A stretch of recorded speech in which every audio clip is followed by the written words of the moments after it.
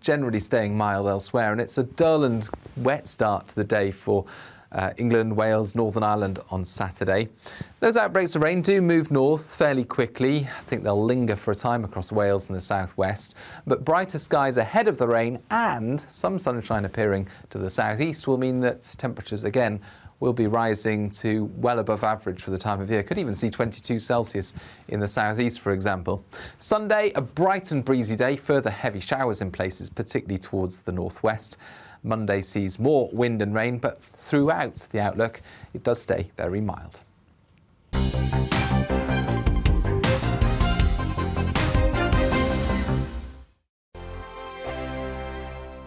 Hello there, it's Eamon Holmes here from Breakfast on GB News. We're not just on your television and your screens, you know. We're on DAB plus digital radio, so you can listen to your favourite shows on the move. If you've not yet listened to GB News Radio, it's very simple. We're on your radio player and TuneIn apps, on your smart speaker, phone or tablet, or online at gbnews.uk. Take us with you wherever you go. GB News Radio. You never have to miss a moment of the People's Channel. Hello, I'm Simon Evans. Join me on GB News for Headliners at 11 p.m, where I'll be joined by two of the country's top comedians as we take a look at tomorrow's newspapers tonight. If it's a big story, we'll be covering it, I guarantee, but we'll also have some fun along the way. That's GB News Headliners at 11 p.m. We won't put you to sleep, unlike some of the other paper review shows out there. So join us, 11 p.m, 7 nights a week. I'm Mark White. As GB News Home and Security Editor, I cover those key issues that are so important to you. Our authorities, our communities doing all they can to combat violent crime. With the public services under unbearable strain, why are we still failing to control our borders? Defence, the first priority of any government, has been continually hollowed out. Can we trust our politicians to protect the armed forces? Join me, Mark White, on GB News. Join me, Nana Akua, on Friday, Saturday and Sunday afternoons on GB News. Expect fiery debate and passionate discussion as me and my panel tackle some of the biggest topics hitting the headlines. It's a place for everyone's opinion. No one gets cancelled, but no one gets an easy ride. Oh, she's on it today! Be ready for conversations that are fierce, frank and, of course, fun. Every Friday, Saturday and Sunday afternoon from 4 p.m. on GB News. Every morning from 6 o'clock, we'll wake you up with GB News Breakfast with all the stories you didn't know from the night before. So whether it's serious news, entertainment or your own news from all over our great nation, we're here to kick off your day with a smile. And the national media should be reflecting and reporting what's happening here. You will notice the northwestern accents. Whether you're with us on TV, radio or online, every morning it's breakfast from 6 a.m. Hope you can join us. Every Saturday at 2 o'clock, join me, Darren Grimes, for Real Britain. I'm not afraid to give you a platform and say it how it is. Come on, make the case. Something like this is very, very important to people. And we're always up for a laugh on this show. God, honestly, you'd think there were no problems in the world. Real Britain, every Saturday on GB News. On the Mark Steyn Show, we cover the stories a lot of people are scared even to mention. The stuff that really matters with some of the world's biggest thinkers. Now is his opportunity to kind of take the steering wheel of history. Break away from the flock at 8 o'clock on GB News with the Mark Steyn Show. We are GB News. And we'd like to say thank you to each and every one of you for helping our great nation find its voice. We're absolutely everywhere. Across England, Scotland, Wales and Northern Ireland. On TV, on radio and online. We're proud to be the People's Channel, Britain's news channel.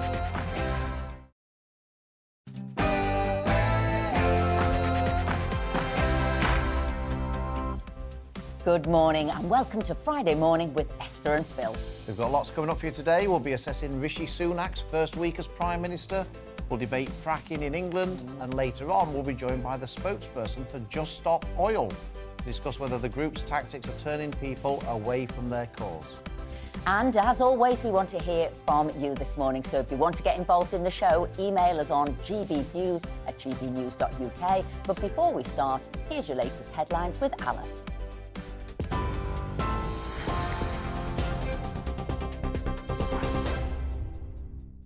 Good morning. It's just gone 10 o'clock. I'm Alice Porter in the GB newsroom. Northern Ireland is on course for a pre-Christmas snap election as the deadline to restore the government at Stormont passed overnight. There's been no fully functioning devolved government since February.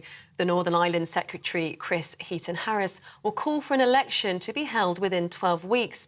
He is expected to lay out his plan later today. The DUP is blocking the restoration of power sharing in its protest against the Northern Ireland Protocol. Peter Kyle is the Shadow Secretary of State for Northern Ireland and says over the last 6 months there hasn't been enough focus on providing stability in Stormont. Things have got quite dysfunctional because, unfortunately, in the 6 months that we have had since the last set of elections, we've had 3 Prime Ministers, 3 Secretaries of State for Northern Ireland and no negotiations or progress on the protocol. So all of the fundamentals that underpin peace, prosperity and progress in Northern Ireland just haven't been there. And also a crucial relationship that we don't talk enough about is the relationship between the Irish government and the UK government, which has reached an all-time low in recent months. A killer who decapitated her friend will become the first woman to be sentenced on TV in England. Gemma Mitchell was found guilty of murdering Mi Kun Chong at her London home in June last year and then driving her body in a suitcase to Devon. The judge will be broadcast handing down the sentence at the Old Bailey this morning, marking the second time cameras have been allowed into English criminal crown courts to record a sentencing. The Prime Minister's been criticised after Downing Street announced he will not be attending COP27 climate summit in Egypt next month. Labour said the decision suggested the government wasn't taking the climate crisis seriously enough. Alok Sharma will be representing the UK at the meeting. The PM is being urged to go further on his windfall tax as oil and gas giants see profits soar. Downing Street say nothing is off the table ahead of Jeremy Hunt's autumn budget on November the 17th. The murder of murdered Hull student Libby Squire has told GB News she wants to meet her daughter's killer in the hope of finding out exactly what happened to her. Pavel Relevich dumped Libby's body in the River Hull after raping her on a playing field in 2019. He was convicted of raping and murdering the 21-year-old student after she'd been out with friends. He was jailed for life last February with a minimum term of 27 years. Lisa Squire told GB News why she's going to go face-to-face with her daughter's killer. The post-mortem couldn't ascertain how she died, and there's only one person who knows how she died, and that was him. So it's a need. I need to find out how she died and what happened to her in that time that she was with him. You know, when you don't have the exact facts, your mind takes you to really dark places, and my brain will fill in the spaces. And I just really would like to know. Billionaire Elon Musk has now completed his takeover of Twitter and has ousted its top 3 executives. Mr. Musk says he was acquiring the platform because he believed it was important to have a space where a wide range of beliefs can be debated in a healthy manner. The deal was valued at £38 billion. Ukraine's president has accused Russia of launching more than 30 drone attacks on the country in just the last 2 days. Volodymyr Zelensky says Moscow also carried out 4,500 missile strikes and over 8,000 air raids. Kyiv and 4 other regions may have to further cut electricity supplies. It comes after a speech in Moscow yesterday by Russian President Vladimir Putin, who accused the West of inciting the war in Ukraine. But President Zelensky said Russian attacks on power plants would not break Ukrainian spirits. Нас не зламають обстріли. Страшніше. Shelling will not break us. To hear the enemy's anthem on our land is scarier than the enemy's rockets in our sky. We are not afraid of darkness. There will be more and more losses of the enemy.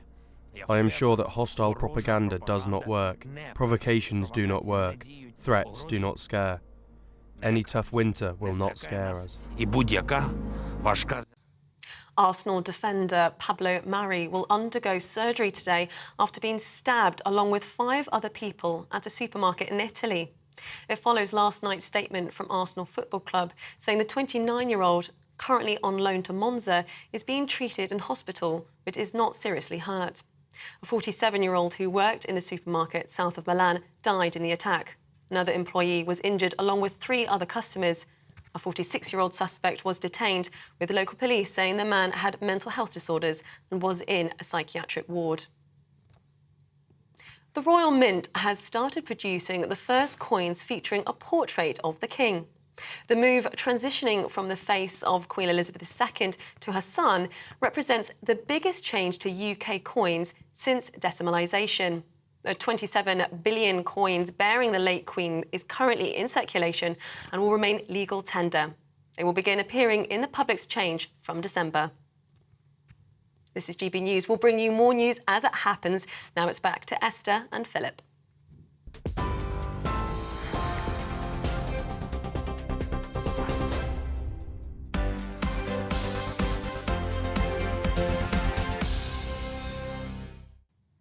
Thanks, Alice. Now it's been Rishi Sunak's first week as Prime Minister. We've seen a new-look cabinet and his first outing at Prime Minister's Questions.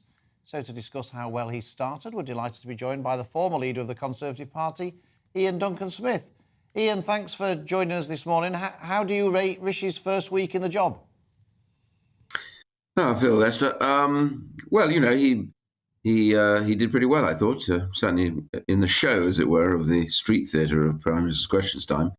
I think he did well. Actually, I thought that the Labour leader missed a few possible open goals and fumbled some of his words, so that helped him, I think.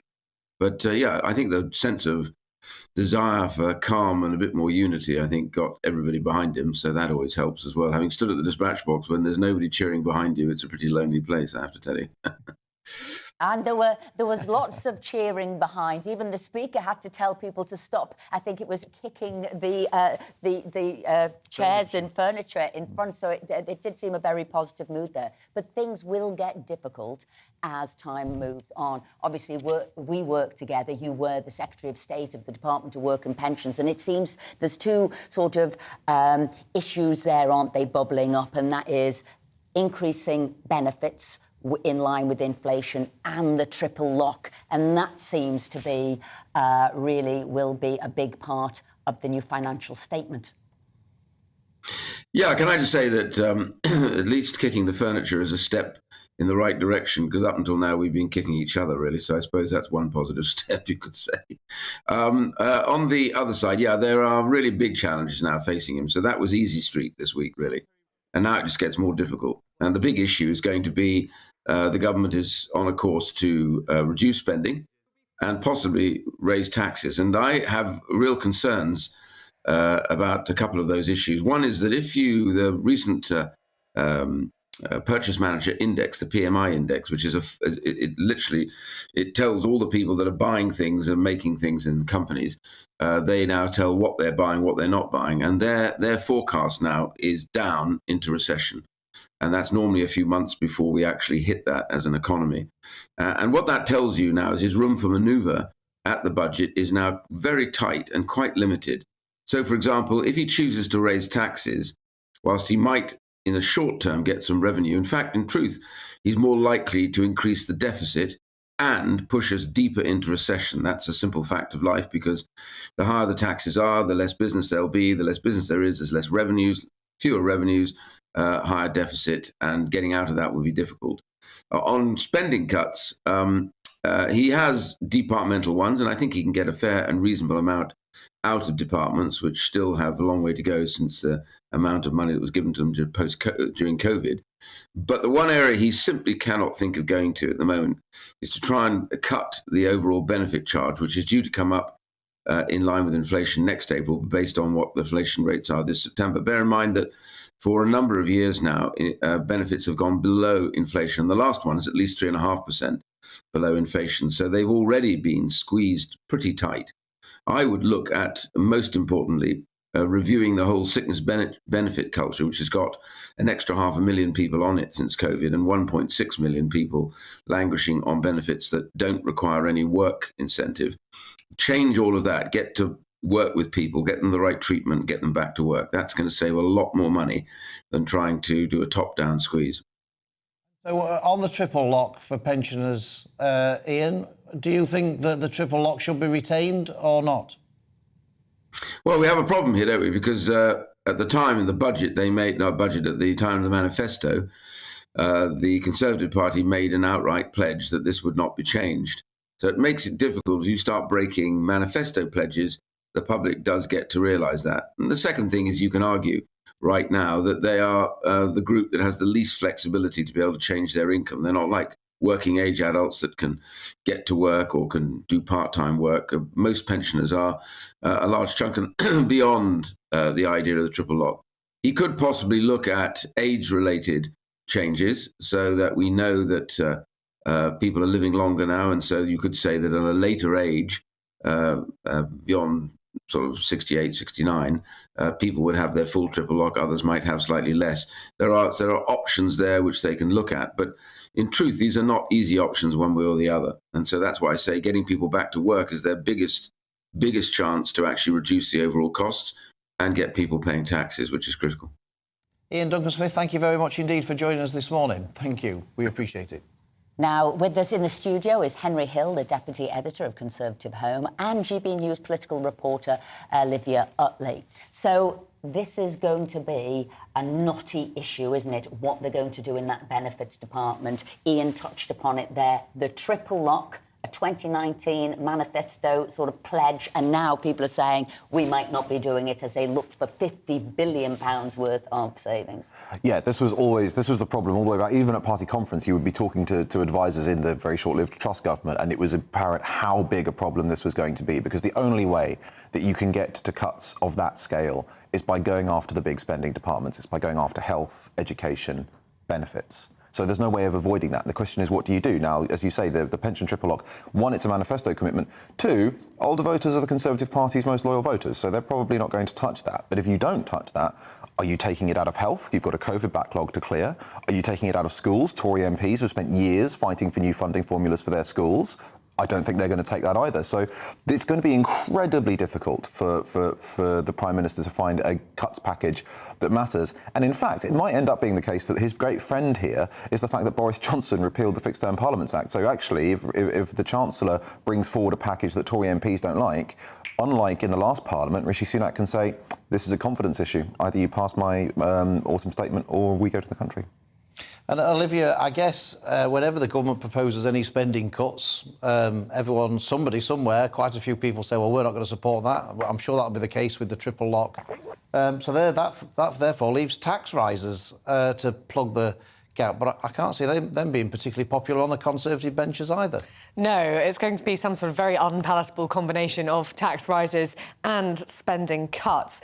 I think that one issue is that Labour has managed to consolidate their position, and they did so well with that fracking debate last week in pushing through that vote, doing that opposition day motion and pushing through that vote on fracking. Tory MPs had to decide whether to support the government or whether to vote against the government with Labour, but in a way that would please their constituents, who on the whole don't much like fracking.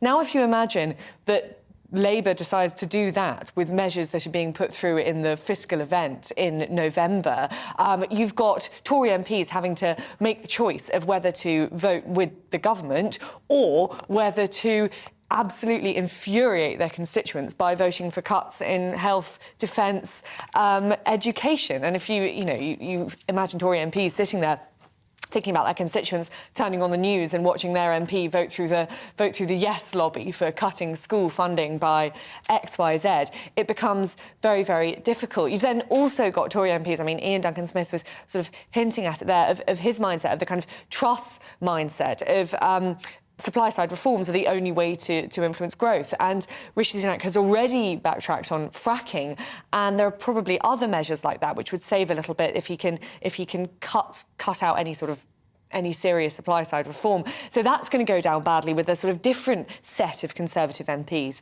So I think that this party unity that we've all been talking so much about could actually fracture relatively soon. Well, Lord Frost and other people are saying this isn't what's going to really upset the Tory MPs and the country. It is not getting a grip on the immigration issue. This is now what will unite the party and get the country behind you. Do you think that's right, looking at what's happening here? Henry? I mean, I think that this is one of the things that's slightly depressing about Rishi's launch, is that his team are now saying that they're not going to be making any substantial changes to the machinery of government, which is really disappointing for me, because during his leadership campaign, he promised fundamental reform of the Home Office. And I think actually, whatever your position on immigration, it's now clear that we do need it, because yes, the Conservatives have been failing to get a grip on immigration, especially illegal crossings, for some time. That's absolutely corrosive to public trust in government. It doesn't matter if you have a Home Secretary who's in there with the tough rhetoric and the tough language. The voters know that by now. But if year after year you come back and you're like, actually the numbers are higher, oh yeah, no, the numbers are higher again, then you're not going to get people supporting you. So actually, I should say, had a short paper out with the Adam Smith Institute today calling for the Home Office to be broken into an immigration ministry and a security ministry, so you can have a dedicated Secretary of State focusing on those immigration issues. It is going to be hugely important for the Conservatives at the next election to prove to their voters they've got a grip on this. And I don't think, based on previous experience, the current arrangement is going to do it. And that was a good paper, and I totally agree that they should be. It's such a huge issue, it'd be good to separate that out. And when you've got, as we've got here in the Times, page 4 and 5, people now living in Dover saying they feel scared in their own home because they've got immigrants. As they wake up in the morning, they're coming downstairs and they've sort of broken into their home and sitting in the kitchen. It is a big, big issue. I mean, Olivia, I think David Frost is right, isn't he? That actually we see it in our post bag, we see it from the messages that we get from the viewers.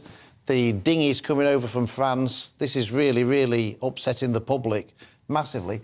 I guess the controversial part of Rishi's first week was his reappointment of Suella Braverman as the Home Secretary. But I guess amongst many people, lots of people think she's the best person to try and tackle that, and his future probably depends on that, doesn't it? Yeah, I think his future very much is tied up with Suella Braverman's future now, because he didn't promote Kemi Badenoch, who was the other sort of hero of the right of the Conservative Party. The right of the Conservative Party have thrown their hopes behind Suella Braverman, and so have a lot of Conservative voters who think that she is the only person who will be able to tackle immigration. There were rumours I heard that Rishi Sunak wasn't thinking of keeping her in power for that long, and that he's put Jenrick in the Home Office to kind of keep an eye on her, and he's sort of thinking of only rumours, but he was thinking of a reshuffle next year, early next year. That surely can't be possible, because what Conservative voters want is Suella Braverman sorting out immigration. I think Olivia, can I just interrupt there, saying how dangerous that is for within a department for somebody junior to think that they're getting that role? Can you see how that would destabilise it and take power away from the person who's there? Absolutely. And I think, that's quite a worry for quite a lot of people in the Conservative Party. I think another concern that I've heard is actually just how little we've heard from Rishi Sunak about immigration, and actually how little we've heard about many domestic issues at all. Obviously, we are in the middle of an economic crisis, but all we've really heard from both this leadership contest and the last one is talk about tax and spend, which is incredibly important. But you have to dig quite deep to kind of find out what Rishi Sunak thinks about a whole host of social issues, including, the Telford gangs, the rape gangs. He's been... Now, you did that fantastic interview with him where he spoke about it, but issues like that don't seem to be given very much air at all. And I think there's a bit of a worry that Rishi Sunak manages to kind of put together a package of perfectly sensible reforms to taxing and spending and gets the books in order, but sort of doesn't really manage to do anything else. And then you get to a kind of general election stage, and he's done he's answered all the what questions, what's he going to do, but he hasn't really answered why. So what's the kind of narrative for voting Conservative? And I think immigration plays a huge part in that. So unless he sorts out that... There's definitely a narrative coming up at the moment, though. He's not going to be at COP27, is he? He's saying he can't, he's got other things to do.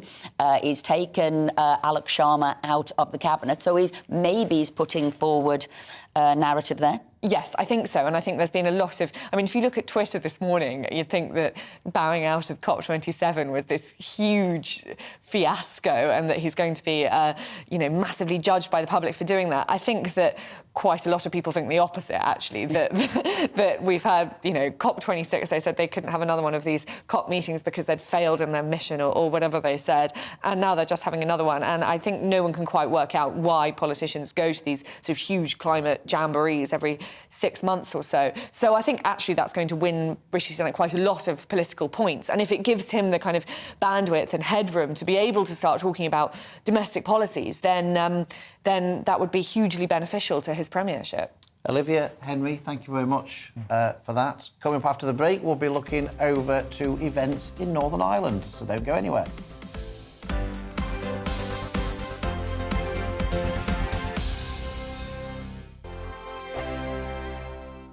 Every morning from 6 o'clock, we'll wake you up with GB News Breakfast with all the stories you didn't know from the night before. So whether it's serious news, entertainment, or your own views from all over our great nation, we're here to kick off your day with a smile. The national media should be reflecting and reporting what's happening here. You will notice the northwestern accents. Whether you're with us on TV, radio, or online, every morning it's breakfast from 6 a.m. Hope you can join us. I'm Dan Wootton. Join me Monday to Thursday from 9 to 11 for the feistiest and most fun news debate on TV, where free speech reigns. I'll bring you a sharp take on the day's biggest stories, bombshell newsmaker interviews, and A-list guests. And I guarantee you, no spin, no bias, no censorship, and no reason to go to bed. That's Dan Wootton tonight, Monday to Thursdays from 9 on GB News. Hello, I'm Simon Evans. Join me on GB News for Headliners at 11 p.m, where I'll be joined by two of the country's top comedians as we take a look at tomorrow's newspapers tonight.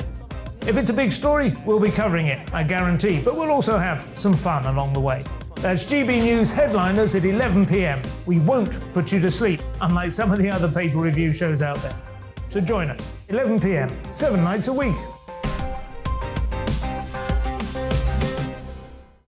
Hello there, it's Eamon Holmes here from Breakfast on GB News. We're not just on your television and your screens, you know. We're on DAB plus digital radio, so you can listen to your favourite shows on the move. If you've not yet listened to GB News Radio, it's very simple. We're on your radio player and TuneIn apps, on your smart speaker, phone or tablet, or online at gbnews.uk. Take us with you wherever you go. GB News Radio. You never have to miss a moment of the People's Channel.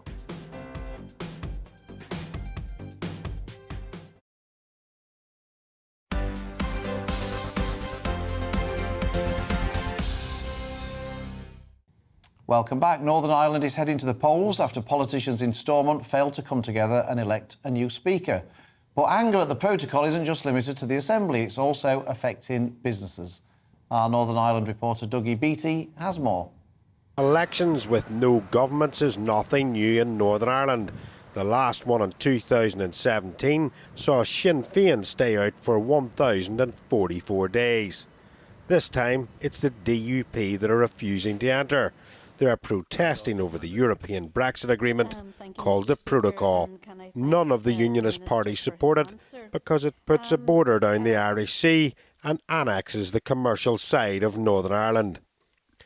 It's not just politicians that oppose it.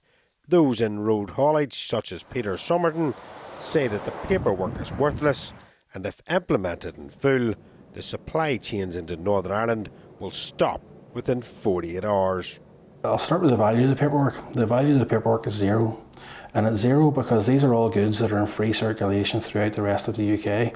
The cost of it, using the government's own numbers for the trailer support service alone, was 340 million. That's for 2.3 million declarations, £150 for each movement between GB and Northern Ireland Extra. Add to that, if they're SPS goods, the cost of health certification, which is about £150. The costs just become astronomical. That's why the government knows and the EU knows they cannot deploy the Northern Ireland Protocol. If the protocol was to be deployed as it's written at any point in time from the 1st of April 21, when it should have been, according to the law, then the supply chain for frozen and fresh goods into Northern Ireland would have, and I'll agree with one of my industry colleagues from last week, would last no more than 48 hours. The cost of living crisis is already stretching budgets, and with less goods coming into Northern Ireland, costs are rising.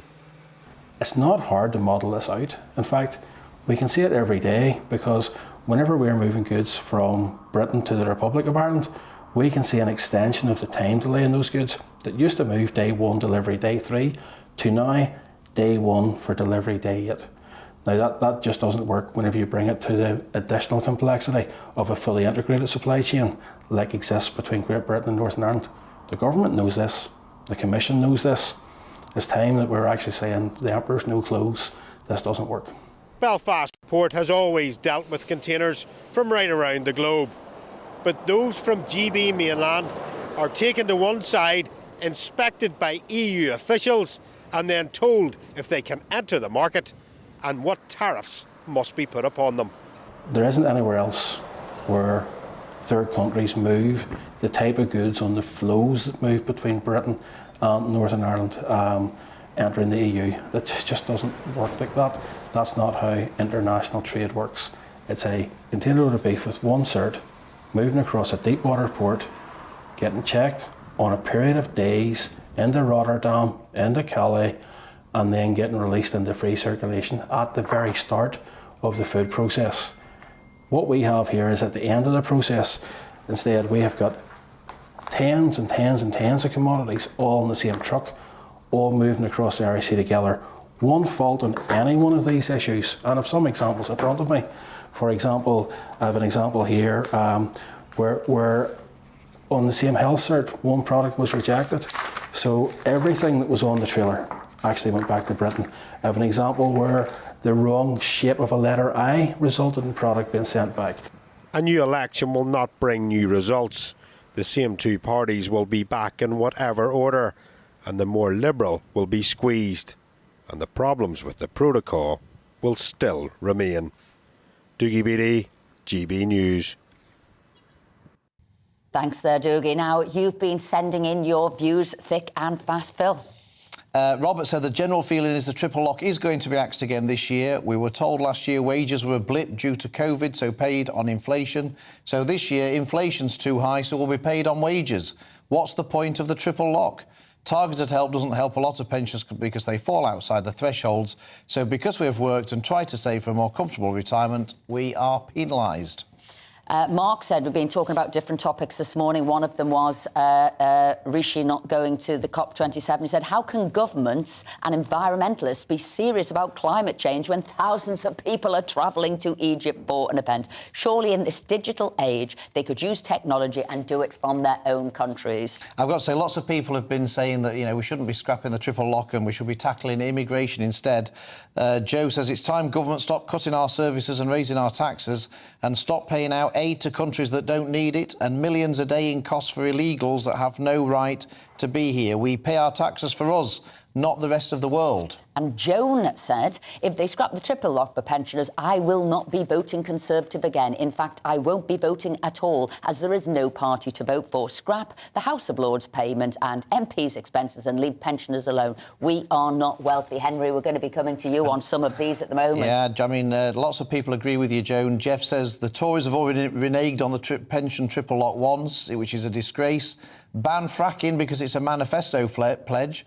But the triple lock is also a manifesto pledge. And Michael said, just scrap HS2, save hundreds of billions in one swoop. I don't know if it's hundreds of billions, but it's several hundred million. And Robert says, I heard talk of tax increases and of abolishing the triple lock. Nothing mentioned about the billions of pounds spent on illegal immigrants. Pensioners go cold and hungry while these economic scroungers get put up in hotels, kept warm and fed for free. So, Henry, I mean, the viewers' comments are pretty clear that we shouldn't be scrapping the triple lock and we should be instead cutting spending on illegal immigrants. Even just reading these out, Phil, I could feel the anger in the words. I could feel the anger there. Well, I mean, but this is why it's such a difficult thing for the government, because it is a manifesto commitment. It's been in place since 2010.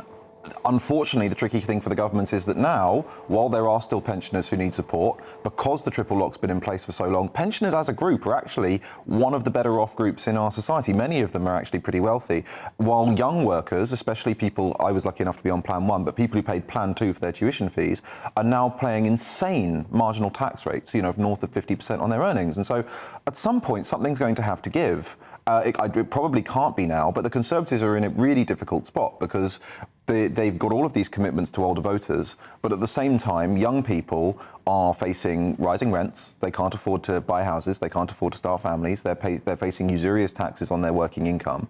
And so you've got a whole cohort of people, which is basically people below the age of 40, who have no reason to vote Conservative, and that's not sustainable. Should people be worried that Jeremy Hunt, I believe, was speaking to previous chancellors yesterday? George Osborne was in there yesterday. This is somebody who did seriously reduce the budget for the Department of Work and Pensions. I mean, yes, of course. I mean, of course they should, because these cuts have to come from somewhere. And the cuts, as I said previously, the only way you can get cuts on this scale is by taking them out of the big spending departments. There are going to be, don't know who they are yet, there are going to be real losers from a second round of austerity. To pensioners, because they were told that it was in the manifesto, it was the triple lock. Then only a few weeks ago, Liz Truss confirmed at Prime Minister's questions, yes, you're going to get the triple lock, and twice pensioners would have had a huge sigh of relief.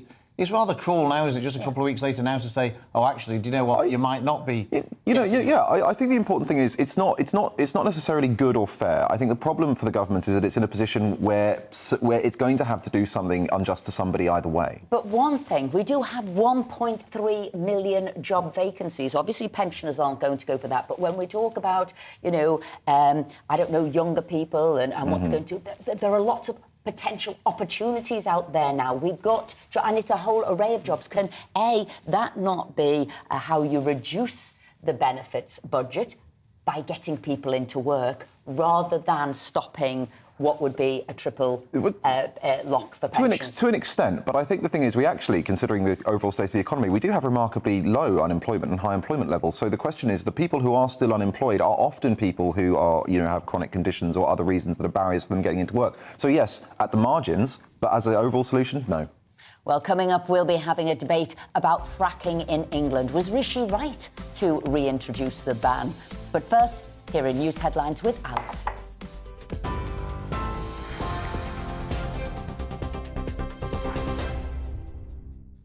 It's 10:33. I'm Alice Porter in the GB newsroom. Northern Ireland is on course for a pre-Christmas snap election as the deadline to restore the government at Stormont passed overnight.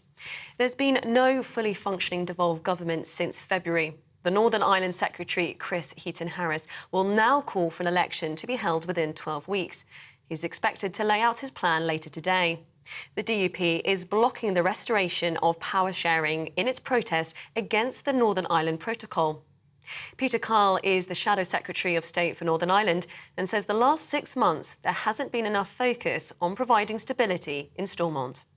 Now things have got quite dysfunctional because, unfortunately, in the 6 months that we have had since the last set of elections, we've had 3 Prime Ministers, 3 Secretaries of State for Northern Ireland and no negotiations or progress on the protocol. So all of the fundamentals that underpin peace, prosperity and progress in Northern Ireland just haven't been there. And also a crucial relationship that we don't talk enough about is the relationship between the Irish government and the UK government, which has reached an all-time low in recent months. Gemma Mitchell will become the first woman to be sentenced on television in England after being found guilty of murdering her friend. The 38-year-old killed Mi Kun Chong at her London home in June last year and then drove the decapitated body in a suitcase to Devon. The judge will be broadcast handing down the sentence at the Old Bailey this morning, marking the second time cameras have been allowed into an English criminal Crown Court to record a sentencing. Billionaire Elon Musk has now completed his takeover of Twitter and has ousted its top 3 executives. Mr. Musk says he was acquiring the platform because he believed it was important to have a space where a range of wide beliefs can be debated in a healthy manner. The deal was valued at £38 billion. The Prime Minister's been criticised after Downing Street said he won't be attending the COP27 climate summit in Egypt next month. Labour said the decision suggested the government wasn't taking the climate crisis seriously enough. Alok Sharma will be representing the UK at the meeting. The PM is being urged to go further on his windfall tax as oil and gas giants see profits soar. Downing Street say nothing is off the table ahead of Jeremy Hunt's autumn budget on November the 17th. TV online and DAB Plus radio, this is GB News.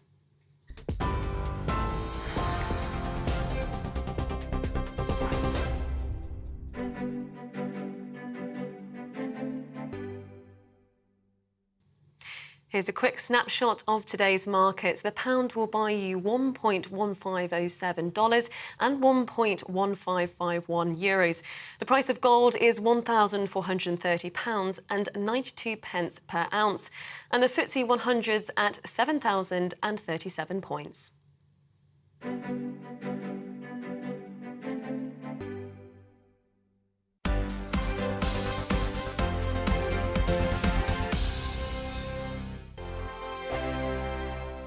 Weekday afternoons on GB News, we've got the whole of the UK covered. From 12 to 3, it's GB News Day with me, Mark Longhurst. And me, Gloria Di Piero. You'll get the very latest on everything that's been going on across our great nation. And from 3 till 6, watch out for GB News Live with me, Patrick Christys. I'm not here to mess around. With all the biggest topics and guests, you will always be up to date. GB News Day and GB News Live from 12 p.m. Only on GB News. The People's Channel, Britain's news channel. Hi there, it's Stephen and Anne. At breakfast from 6 a.m, you'll always be caught up with everything you need to know. The latest headlines, opinions and debates. We'll bring you the good news and the bad, but most of all, we're here for you. Remember, send in your views and let us know what you would like us to talk about. That's because we're your news channel. And every morning at 6 a.m, it's breakfast on GB News. Join me, Nana Akua, on Friday, Saturday and Sunday afternoons on GB News. Expect fiery debate and passionate discussion as me and my panel tackle some of the biggest topics hitting the headlines. It's a place for everyone's opinion. No one gets cancelled, but no one gets an easy ride. Oh, she's on it today! Be ready for conversations that are fierce, frank and, of course, fun. Every Friday, Saturday and Sunday afternoon from 4 p.m. on GB News. On Mark Dolan tonight, we have a simple plan, which is to inform, stimulate and entertain in equal measure. It's all about getting your opinions on the national television airwaves. I love my viewer emails, mark@gbnews.uk. So do join me from 9 p.m. to midnight every Friday, Saturday and Sunday for big guests, big opinions and a big presenter. 6'5", don't you know? See you then on GB News.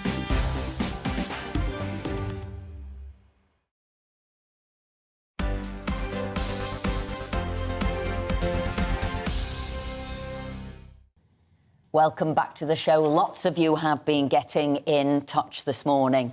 There's been some very common themes, I think it's fair to say. Bev says 2 simple ways to save money. It's not rocket science. Stop foreign aid and stop allowing illegal migrants.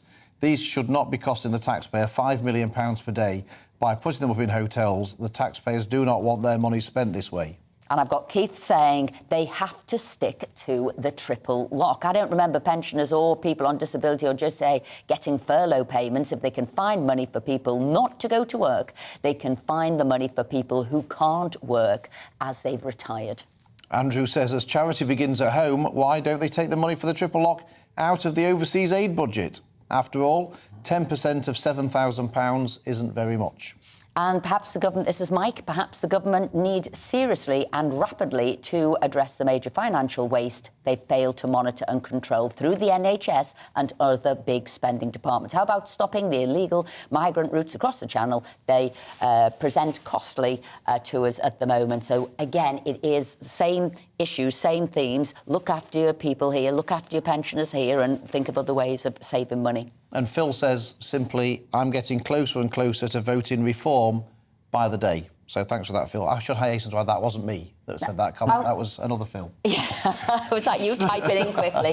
Henry, is there a problem there? Reform there now on the sort of the peripheries of what's going on in politics? Could it come through if we break some of these manifesto pledges? I mean, potentially. The danger of the Tories has always been a challenger on the right. I'm not sure Reform is currently really in the right place, because if you look at their offer, it's a combination of kind of like Thatcherite economics and Liberal Democrat constitutional reform policies. I think if Reform were really based on like a red wall, right, Tory agenda, probably higher spending, more money for pensioners, more money for investment in public services, that would probably be much more dangerous to the Conservatives. As it is, I think the Tories are pretty lucky with the opponents they have.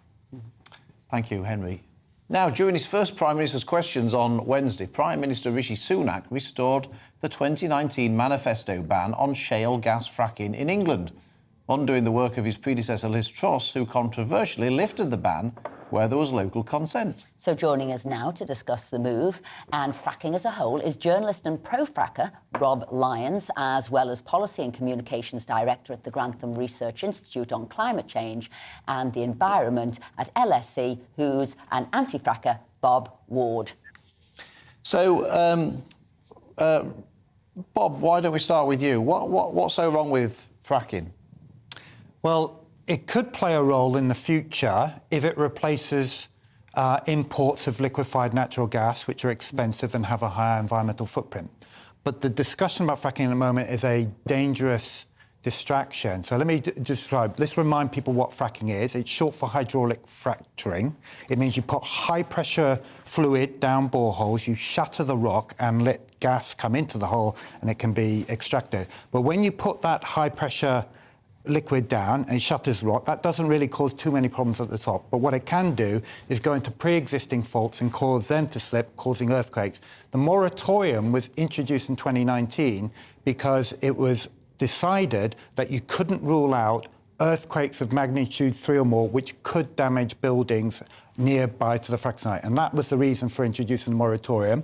When Jacob Rees-Mogg lifted the moratorium, he published a report by the British Geological Survey. It said that the risk had not reduced, but Jacob Rees-Mogg argued that people who live near fracking sites should be prepared to put up with the risk for the better national interest. So, Rob, I mean, it's not just Bob who's saying that about fracking. Even Chris Cornelius, the geologist who founded Quadrilla Resources, said that the geology of the UK was unsuited to widespread fracking compared to the US, because UK shale is heavily faulted and compartmentalised, making it much harder to exploit. So isn't that an open and shut case? It's nice in theory, but in practice it's never going to work in the UK.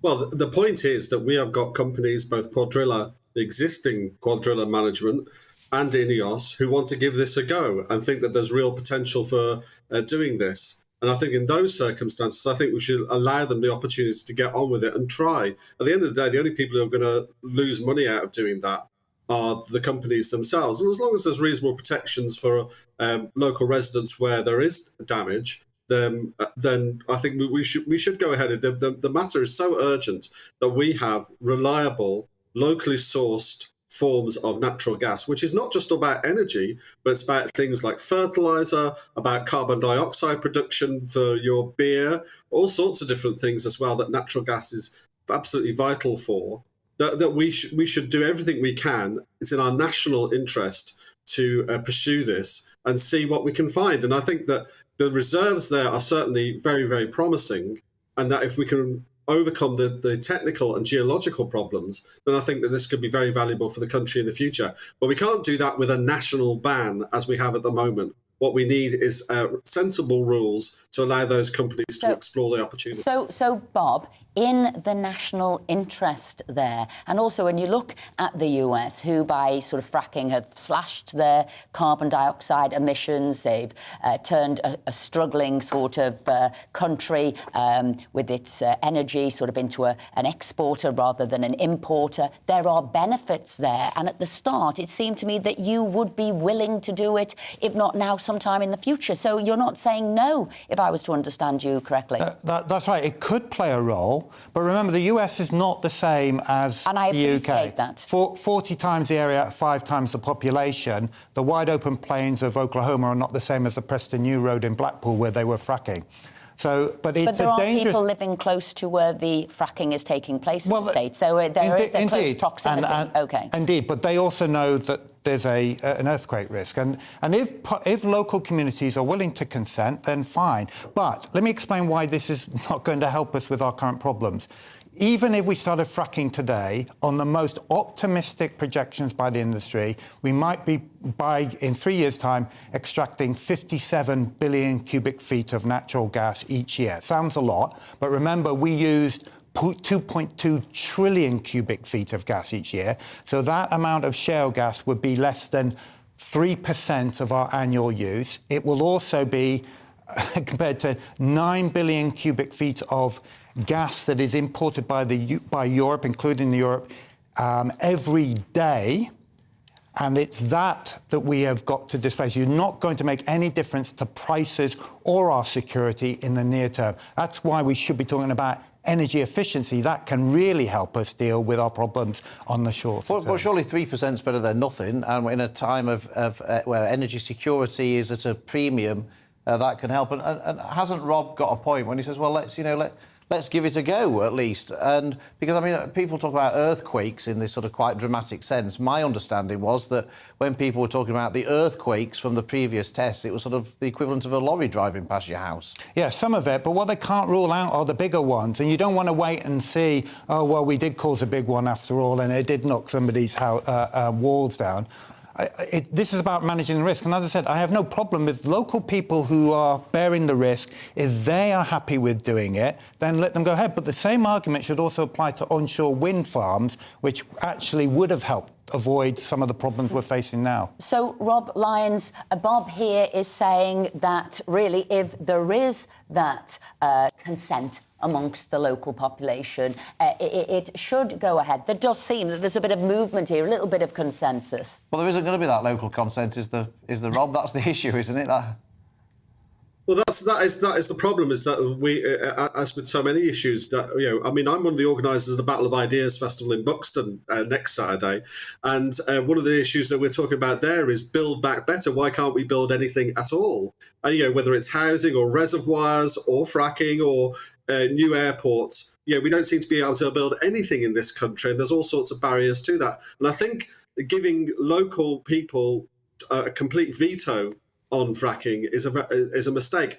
Much better to say, is that the politicians not doing their job? So that they have less to worry about. Clear compensation schemes if there is damage from tremors.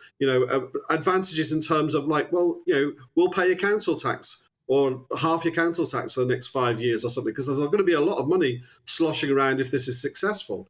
That kind of thing where you can actually give people a genuine benefit from these things. And in terms of Bob's point about this won't help in the next 2 or 3 years, no, almost any energy intervention won't help at scale in the next few years. But if you saw that video of Nick Clegg from 2011 saying, oh, there's no point in building nuclear power stations, they won't come online until 2021 or 2022. Well, we'd have them now if Nick Clegg hadn't got in the way of building those power stations then. We need to get over this short-termism and have a long-term view of our energy security and energy supply, which has been absent because everything's been about reducing carbon emissions rather than about making sure that... Rob Lyons, thank you very much indeed. Final word to you, Bob, but it's got to be short. So are you just sort of looking at things short-term, and we're never going to solve the problems because people are just going to say no in the immediate? Our problems at the moment are caused by our dependence on fossil fuels. More fossil fuels is not the answer. Moving away to clean energy is. Thank you. Bob Ward, thank you very much indeed.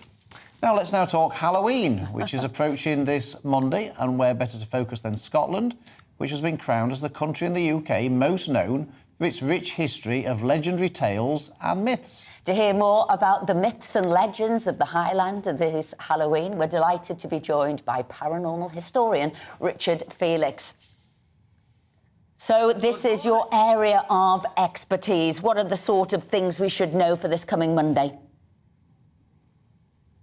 Well, obviously, the first thing is that Halloween is, it goes right back to pagan times, of course, and it's really at the end of the summer and the beginning of the winter or autumn, and apparently the veil, the atmosphere is at its lowest, and it's the time when the dead can return, if ever they do.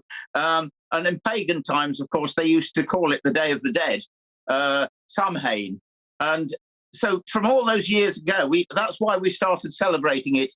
Again, the Americans have done it big time because the Scots, the Irish, of course, in droves emigrated to America, and they took their myths and their legends with them. And of course, they celebrated Samhain or Halloween far more than we ever did in England, because as you've already said, Scotland especially is such a land of myths and legends, especially, of course, the Highlands and the Islands. And they have so many incredible ghostly stories, witches, you name it. they've got it up there. There's no doubt about But it. Richard, are we particularly superstitious? Because you say it was the time of the year when obviously winter's coming in, summer has gone, it's sort of death all around, and it was the period of time where I guess it was ghosts and ghouls could move over from the past life to the former one. And so, you know, this is what we're about. We're a superstitious nation. Oh, gosh, we are. In fact, I've always said that the ghost business is an English-speaking people's thing. England, Ireland, Scotland, Wales, Australia, New Zealand, Canada. It's something about us. Because, again, Scotland especially, and the Highlands, they have such a rich history and heritage of and trauma, of course, yeah, battles, executions, torture. They've got it all. And, of course, everybody loves it. I do tours, American tours, England, Ireland, Scotland, but it's the Scottish one, it's the Highlands that everybody wants to visit. All the Americans and Canadians, they all want to come to Scotland. So there they are, you know, I say the battles, the trauma. These are sort of souls that have never passed over to the other side, that are here captured on the earth because of this trauma. How did you get involved? I mean, have you seen ghosts? How did you get involved with this? I've been frightened of ghosts since I was 4 years of age, to be quite honest with you. And I got into it by being chairman of actually Derby Tourism. And so I realised the potential of the ghost business and tourism. And when you've got so many ghost stories to do with the Highlands and the islands all around, we love to be scared. People love it, and I'm afraid. And my take on the whole thing is that ghosts and history go together. And so, if I just told ghost stories about Scotland and the Highlands, people would get bored. But you add the history to it. Robert the Bruce, Bonnie Prince Charlie, Mary Queen of Scots, William Wallace—they've all got ghost stories to do with it, and mainly, would you believe, centred around the Highlands. Richard Felix, thank you very much indeed. I'm looking to Halloween, looking forward to it already. The pumpkin, carving that face out again, putting the lights there, that was meant to scare the ghosts away as well. I thought it was just about trick-or-treating Halloween, to be honest. Just because you want a bag of sweets. Well, exactly. Well, we can now move on to the sports, because we're joined by sports broadcaster Chris McCarthy to take us through the weekend's biggest sports stories.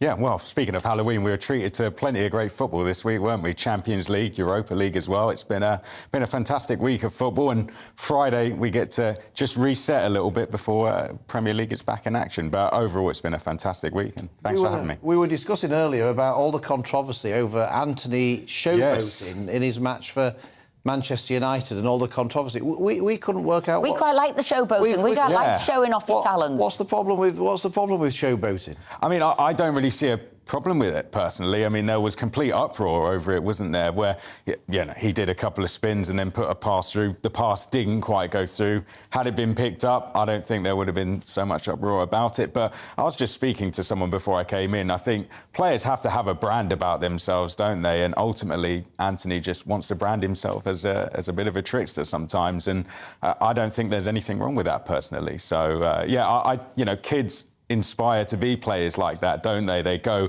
out and try and reflect those things. So I think shouting it down's not the best way to go about things. And keeping the Halloween theme, the ghost of Haaland may not be there for Manchester City's opponents this week. I understand he may not be. He's got a foot injury. He may not be playing. Yeah, well, he was taken off at half-time against Dortmund. He had a fever and a knock.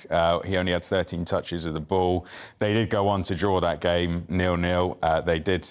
It's a shame they did, really, because they had a penalty in the second half. Emre Can brought down Riyad Mahrez. Mahrez then had the penalty saved, and everyone would have loved to have seen Haaland take that penalty. But yes, it looks like maybe he's not going to be in action, which is a real shame. But no doubt he'll only come back stronger from that when the Champions League is, of course, back in action next week. Now, Chris, we're going to come back to you in a moment, but we've just got to go to another story there. A killer who decapitated her friend will become the first woman to be sentenced on TV in England. Gemma Mitchell was convicted on Thursday of killing Mi Kwang-chong in northwest London last year. We can go live now to the Old Bailey. Footpath by some woodland adjacent to Bennett Road in Salcombe. A truly telling piece of evidence against you was the fact that that evening, after the punctured tyre had been repaired, your hire car was seen being driven by you on Bennett Road, 50 metres away from where Deborah's body was found the following afternoon by a lady who was out walking. That grim discovery was made all the worse by the fact that her head had been cut off. It was not found until a number of days later, some 10 metres away from the body, further down the hill beneath some undergrowth. Because of the extent of decomposition of the body, the pathologist who carried out the autopsy was unable to ascertain the cause of death. But what was found was that she had suffered a comminuted fracture to the skull, as well as multiple rib fractures. As part of your degree, you were taught anatomy, and you included on your website, which advertised your services as an osteopath, the fact that you had experience in the dissection of human bodies. That no doubt stood you in good stead when you cut off Deborah's head, although why you chose to do that remains a mystery. Following your arrest on the 6th of July, amongst the items found by the police at your home was a will which purported to be that of Deborah and to leave 95% of her assets to you and the remaining 5% to your mother. That will was fake. It was written by you and it contained signatures of Deborah and 2 witnesses, each of which had been forged by you. One of the persons whose signatures you forged was that of a man by the name of Virgil Georgita, an erstwhile neighbour of yours who had died some months earlier. Following his death, you had managed to gain access to his room, and you took from that room various papers of his, including his passport, as well as his mobile phone. A short time later, you rang the phone company, pretending to be him, giving his name and date of birth, and you had the phone reactivated. It was his phone rather than yours that you used to book the hire car, and it was his phone that you took with you on the trip to Devon, leaving your own at home. Moreover, the evidence of the handwriting expert was that his purported signature on the will had been copied from his passport, which you had removed from his room. Quite apart from anything else, I am driven to the conclusion that you are extremely devious. I said at the outset of these remarks that I would return to the issue of mitigating and aggravating features. The sole mitigation is that you are effectively a woman of previous good character, although given the gravity of your crime, in my judgment, that entitles you to only a very modest discount. As to aggravating features, there are the following.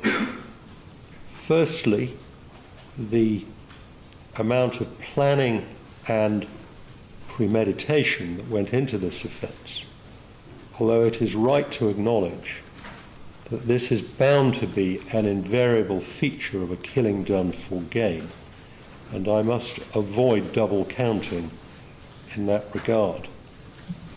Secondly, there is the issue of Deborah's mental and physical vulnerability, to which I have already referred, and of which you were very well aware. Thirdly, there is the chilling aspect of what you did to and with her body after you had killed her. You have shown absolutely no remorse, and it appears that you are in complete denial as to what you did, notwithstanding what, in my judgment, amounted to overwhelming evidence against you. The enormity of your crime is profoundly shocking, even more so given your apparent religious devotion, as well as the fact that Deborah Chong was a good friend to you and had shown you great kindness. The sentence of the court is one of life imprisonment, and the minimum term of imprisonment that you will in any event be required to serve will be 34 years. There will be deducted from that term the 475 days that you have spent in custody on remand, and the statutory surcharge will apply. Would you please take the defendant downstairs?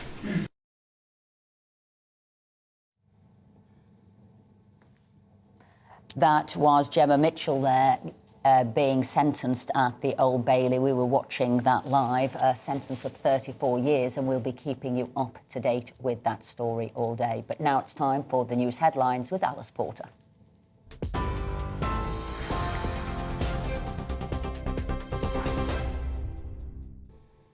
Good morning. It's just gone 11 o'clock. I'm Alice Porter in the GB newsroom. Northern Ireland is on course for a pre-Christmas snap election as the deadline to restore the government at Stormont passed overnight. There's been no fully functioning devolved government since February. The Northern Ireland Secretary, Chris Heaton-Harris, will call for an election to be held within 12 weeks. He's expected to lay out his plan later today. The DUP is blocking the restoration of power sharing in its protest against the Northern Ireland Protocol. Peter Carl is the Shadow Secretary of State for Northern Ireland and says over the last 6 months there hasn't been enough focus on providing stability in Stormont. Rishi Sunak and Jeremy Hunt are considering up to £50 billion in spending cuts and tax rises ahead of releasing the autumn budget. The Prime Minister and Chancellor were warned yesterday that economic growth is forecast to drop amid fears of a recession. Treasury sources declined to put a figure on the potential savings ahead of the budget next month, but is expected to be significant. It comes as the Chancellor has pledged to get debt falling over the medium term and has warned of difficult decisions being required on tax and spending. The Prime Minister is being criticised after Downing Street announced he will not be attending COP27 climate summit in Egypt next month. Labour said the decision suggested the government wasn't taking the climate crisis seriously enough. Alok Sharma will be representing the UK at the meeting. The PM is being urged to go further on his windfall tax as oil and gas giants see profits soar. Downing Street say nothing is off the table ahead of Jeremy Hunt's autumn budget on November the 17th. Billionaire Elon Musk is now in charge of Twitter and has ousted its top 3 executives. Mr. Musk says he was acquiring the platform because he believed it was important to have a space where a wide range of beliefs can be debated in a healthy manner. The deal was valued at £38 billion. Ukraine's president has accused Russia of launching more than 30 drone attacks on the country in just 2 days. Volodymyr Zelensky says Moscow also carried out 4,500 missile strikes and over 8,000 air raids. Kyiv and other 4 regions may have to have further cuts to electricity supplies. It comes after a speech in Moscow yesterday by Russian President Vladimir Putin, who accused the West of inciting the war in Ukraine. But President Zelensky said Russian attacks on power plants would not break Ukrainian spirits. Нас не зламають обстріли. Страшніше. Shelling will not break us. To hear the enemy's anthem on our land is scarier than the enemy's rockets in our sky. We are not afraid of darkness. There will be more and more losses of the enemy. I am sure that hostile propaganda does not work. Provocations do not work. Threats do not scare. Any tough winter will not scare us. І будь-яка важка зима. This is GB News. We'll bring you more news as it happens. Now it's back to Esther and Philip.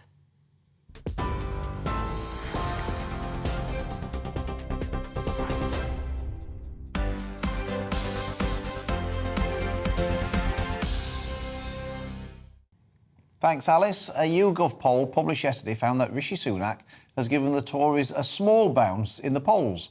It also found that his personal ratings are within touching distance of those of Labour leader Sir Keir Starmer. To discuss the findings further, we're delighted to be joined by the co-founder of and director of Delta Poll, Joe Twyman. Hi there, Joe. So, positive news then for the Conservative Party, and in particular Rishi? Well, I would say it's not bad news. It's broadly in line with what you would expect, historically speaking. It's been the case in the past that, on average, Conservative leaders have expected and seen a bounce of around about 4 or 5% in terms of the increase in Conservative vote when they've taken over. That was true for Boris Johnson taking over for Theresa May. It was true for Theresa May taking over from David Cameron. It wasn't true for Liz Truss, but she was exceptional in so many ways, and not least in that she enjoyed really no honeymoon period, although the circumstances around that were very different with the Queen's death. In terms of Rishi Sunak's personal ratings, he's around about neutral level in the sense that as many people think he's doing a good job as think he's doing a bad job. And that's really a reflection of the fact that he remains relatively unknown. Only about 2/3 of people say they would recognise Rishi Sunak if they passed him in the street. And so there's a lot of room for him to be popular or indeed unpopular, depending on how things develop. But of course, it's early days. And the key question is, where will things go from here? He has a lot of important things to deal with coming down the track that similarly Liz Truss would have had to deal with. And it will be interesting to see how the public responds to those events in the polls. It made me smile, Joe, because you said that, you know, every new leader tends to get a 4 or 5% bounce in the polls for their party. I suppose if you're level pegging with your opponents, that's quite significant. But when you're 35 points behind, a 4 or 5% bounce in the polls is neither here nor there, really. I just wondered, with these figures which show that, you know, Rishi Sunak has similar popularity levels to Keir Starmer from YouGov, and Redfield and Wilton show that, but the Conservatives still 30 points or so behind, according to all the polls, including a GBNews poll that we've done today. Does it show that however well Rishi Sunak does, that there may well be still no coming back for the Conservative Party before the next election?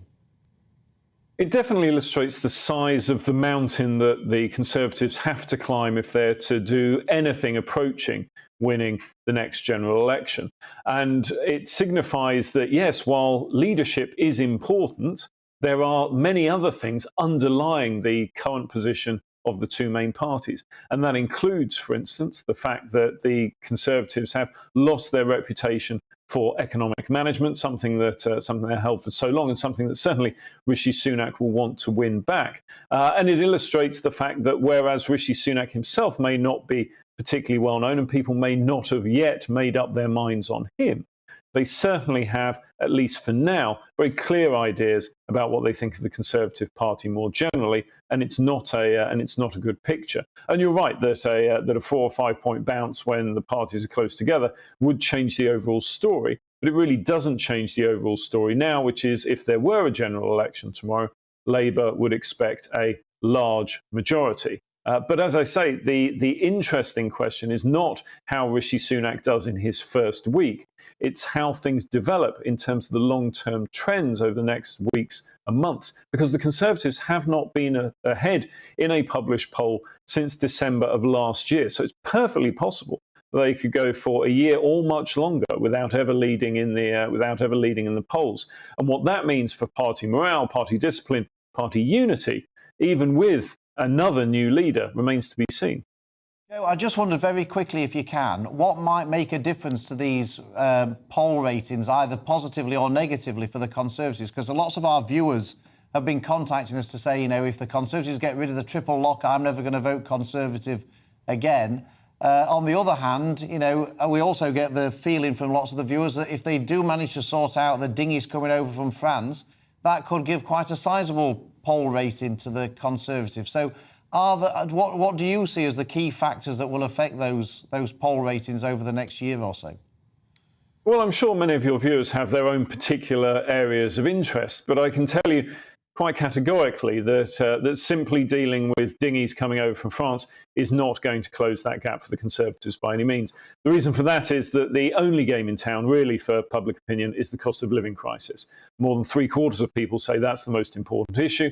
And as I say, it's the reputation for economic competence that so often drives political support. And so I think what could have a huge impact, either positively or negatively, for the Conservatives and for Rishi Sunak specifically, will be how they deal with things such as rising prices, inflation, rising energy costs, and the cost of living generally. How that is dealt with over the next few weeks and months will determine the government position far more than anything in other areas. Joe Twyman, thank you very much indeed for joining us this morning. Now, I mentioned the GB News People's Poll. Let's just take a look at some of those findings now. The views on Rishi Sunak remain divided, with 30% of people saying they are favourable towards the Prime Minister and 40% saying they are not. On whether Tory MPs have betrayed their members by appointing Rishi Sunak as Prime Minister, 27% of those asked said they agree, while 44% said the opposite. And finally, on whether they would vote in the next general election, 58% in the poll said they certainly would. So let's turn to Henry Hill there. Two different stories, really, within those polls. The actual party isn't doing that well, even if Rishi is. But can Rishi take some comfort from that? Will that keep him there as the leader if he can prove he's ahead of the polls, as we have a track record of getting rid of leaders? Oh, I mean, please God, let him remain as leader. I think we've had more than enough changes at this point. I think Rishi's problem is, yes, he has the opportunity. He's not very well known at the moment, which means he has that opportunity to make a first impression with voters. That's hugely important. That's what Liz messed up, basically. When she first came in, there was potential there for Liz to win over the electorate, and she didn't. The downside is, what's the first thing he's going to be doing as Prime Minister? It's going to be a medium-term fiscal plan, which includes lots of austerity. So I think there is a danger that the first impression lots of voters get of him is Mr. Cuts and Mr. Tax Rises, and it will be very hard for him to shake that impression, even with 2 years to do it. Well, the first thing he did, actually, wasn't it, was change his cabinet, do a reshuffle, move people around. That, too, can pose a problem if you've got the wrong people not in a job, as it were, or people who can cause trouble. Oh yeah, absolutely. I mean, it's a sign of the extraordinary weakness that he inherited, that he didn't even pick his own chancellor. You know, I think he and Jeremy Hunt are probably on the same page with most issues, but nonetheless, it's the most important relationship in government. It's between number 10 and number 11. Every prime minister wants to pick their own chancellor. The fact that he's basically had to keep one that he inherited from his predecessor is a sign of the trouble. He's going to have a very difficult job keeping the Parliamentary Conservative Party together. And of course, the public are watching, and if they get a general impression of division, ineffectiveness, then individual good policies will just get lost in the noise. Do you worry that, however well Rishi does, I mean, even if he has to deliver bad news in the next few weeks, and people say, well, it wasn't his fault, you know, I'm not really going to blame him, they're still going to blame the Conservative Party, because it's the public will say, well, whether it's Rishi's fault or Liz Truss's fault or Boris Johnson's fault, doesn't really matter. It's the Conservative Party's fault. Yeah, precisely. The Conservatives have been in office a long time. There comes a point when the voters do just, say you have to own the situation. Think about the 1990s. You know, the late 1990s, the Chancellor was actually delivering strong economic growth, and John Major remained, relatively well liked relative to the Conservative Party. Did that prevent the 1997 wipeout? No, it didn't. Rishi, people can say it's not Rishi's fault, but ultimately the Tories have been in power since 2010 in one form or another. We're in the state we're in. Ultimately, they have to take responsibility. That's a real danger if he can't turn things around. Just quickly, were you not interested when Joe there said that actually sorting out the dinghies is not going to make a material difference to the Conservatives' poll ratings? I was quite surprised when he said that. To its national poll rating, perhaps it's a marginal role, but I think that the important thing for the Tories is that it's a matter of individual seats. Now, if you are talking about a challenge from Reform don't need to get a big share of the vote nationally to take a crucial chunk out of the Tory vote in hard-won marginal seats. So it could, maybe nationally, Joe may be right, but I think that there are plenty of Tory MPs, perhaps with narrow majorities, who will be eyeing the votes, eyeing Reform and thinking, we really do need to get a grip on this. I think it says it's a bigger story as well, isn't it? Can't you control your borders? Haven't you got the ability It speaks to deal with competence, this? yeah. It speaks to lots of other things in control of your borders, your law and your competence, absolutely. Henry? Thank you for that. Now, while the cost of living is impacting all of us, it seems that many younger people are turning to the app TikTok to get their financial advice. Yes, 3 of the leading financial TikTokers, known as FinToks, are hosting a series of live financial classes in London this weekend to help people with their budgets. We're delighted to now be joined by one of the FinTokers themselves. Welcome to the show, Ellie Austin Williams. So, Ellie, how did you become a FinToker? Where did this gap in the market appear? Yeah, absolutely. So I started out a few years ago looking for information that was relatable to me as a 20-something in London, living, working, and I just couldn't find anything out there that really spoke to me. So I decided that I would start writing a blog myself, and naturally social media came along with that. And there was really a gap there that I just kind of stepped into, really. But what people will say, but what's your credibility? What is your background? Are you a financial advisor? Are you regulated by the FCA? What is it? Yeah, absolutely. So my background is actually law. So I studied law rather than finance, and I'm not a financial advisor, but I don't talk about financial advice, and I think that's a really important distinction to make. Financial advice is very much about regulated products, whereas what a lot of us talk about are simple, everyday things around money. So budgeting, spending, saving, things that affect people every day, whereas financial advisors often focus on people that have a lot of money and what they will do with that. We're talking to your everyday person who is out and about on the street just looking for simple tips and hacks that they can use to save a little bit more. Yeah, well, I want some tips. Phil and I need some tips, so give us some. Yeah, absolutely. I mean, one thing to think about at the moment, particularly, we know we're in the cost of living crisis and things are getting difficult, but is shopping around a bit. So thinking about ways that you can still get what you want, but in an efficient way. So not going to the shops without plan, having a list of items, looking at different supermarkets, looking at different stores, comparing prices, making sure that you're getting cash back from lots of websites that offer that when you spend. It sounds crazy, but you can get paid to spend money, and making sure that you're using loyalty schemes as well, which will reward you for doing the shopping that you're going to do anyway. So, Ellie, I just wondered, do you think schools should be doing more of this kind of stuff for people when they're there, or is it best left to people like you when people are actually thinking about it a bit more than they might be when they're at school? Yeah, absolutely. I do think that schools could be doing more, but I also have a lot of sympathy for teachers. I speak to a lot of teachers who know that they are overstretched and they have a lot to cover as it is. And so I think that it's only natural that people will look for information in other places. And that's kind of what we're doing here today. Lots of people are going out and doing their Christmas shopping. So I'm here at Westfield, Stratford City. We're here talking about simple ways that you can shop sustainably and smartly over the next few months as we head into a Christmas season. Ellie Austin Williams, thank you very much indeed for joining us this morning, and good luck. Good luck with what you're doing. I'm sure it'll be very much appreciated by the people that are there. I think that's great, don't you? Absolutely, and I think, just tips, ideas, what can you do? And you're quite right, people are searching for it, and everybody now is sort of online. They can find those things. I'm just looking here. Gosh, we've had loads of views coming in today, and actually lots of people now talking about the fracking debate we had a little bit earlier on. Chris said, if this fracking is so bad, why weren't open cast and deep mining stopped? We are only hearing from globalists and Greens. We have green money making agenda at the moment. Keith said, this caught my eye, Keith. We obviously saw the judge sentencing the person to life imprisonment with a minimum of 34 years for that terrible crime and beheading. Keith said, sadly, the only thing missing from the sentencing was the black cap.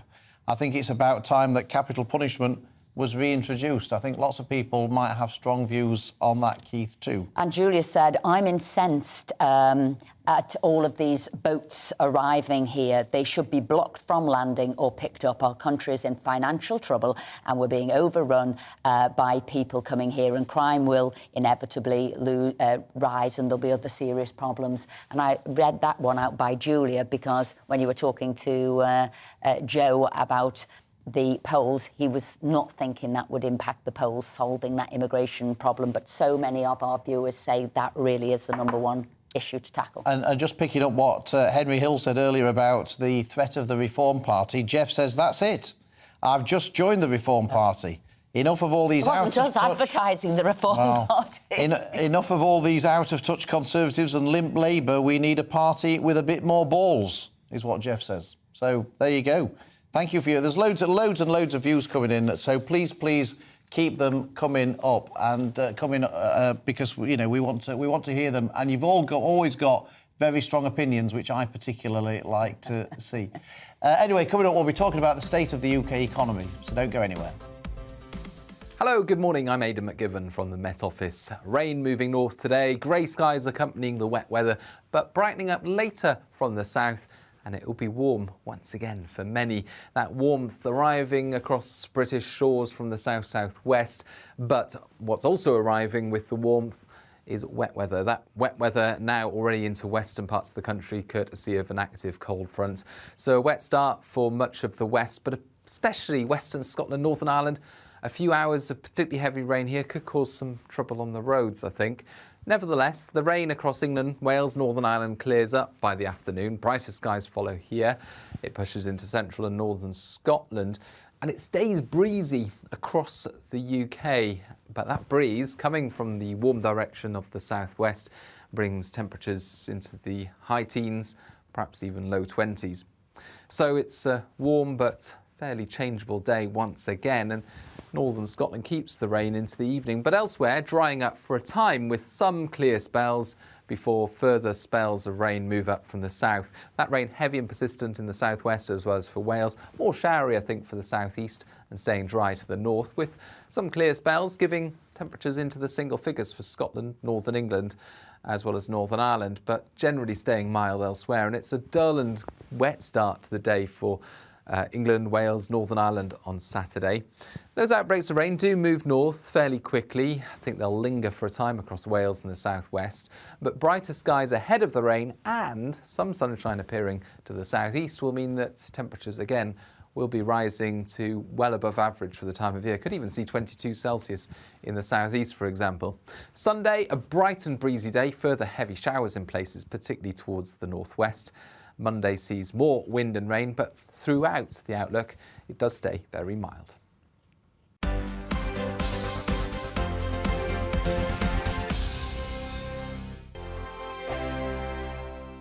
Every morning from 6 o'clock, we'll wake you up with GB News Breakfast with all the stories you didn't know from the night before. So whether it's serious news, entertainment, or your own views from all over our great nation, we're here to kick off your day with a smile. The national media should be reflecting and reporting what's happening here. You will notice the northwestern accents.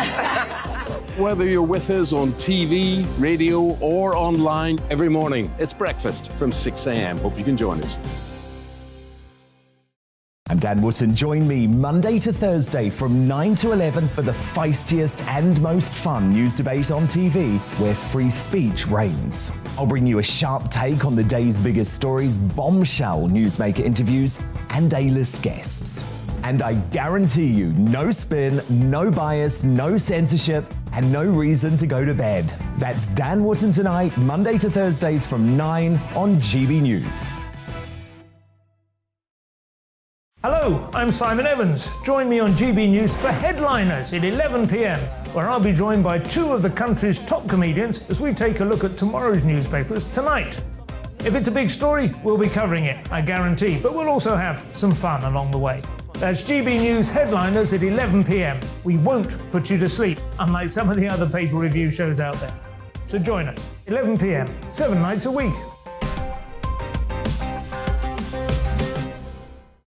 Hello there, it's Eamon Holmes here from Breakfast on GB News. We're not just on your television and your screens, you know. We're on DAB plus digital radio, so you can listen to your favourite shows on the move. If you've not yet listened to GB News Radio, it's very simple. We're on your radio player and TuneIn apps, on your smart speaker, phone or tablet, or online at gbnews.uk. Take us with you wherever you go. GB News Radio. You never have to miss a moment of the People's Channel.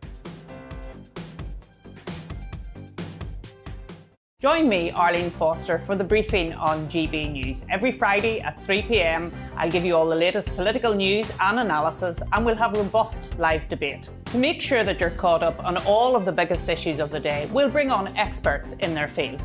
I'll ask the questions that you'd like to ask. We're not afraid to tackle discussions from all perspectives, including yours.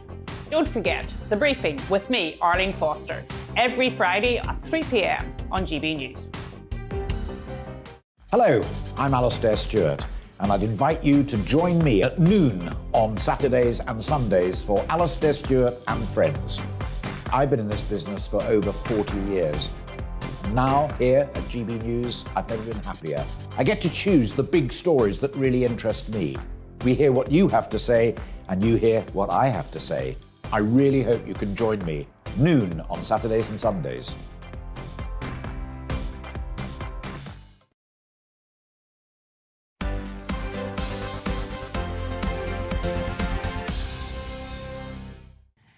Welcome back. It's now 11:27.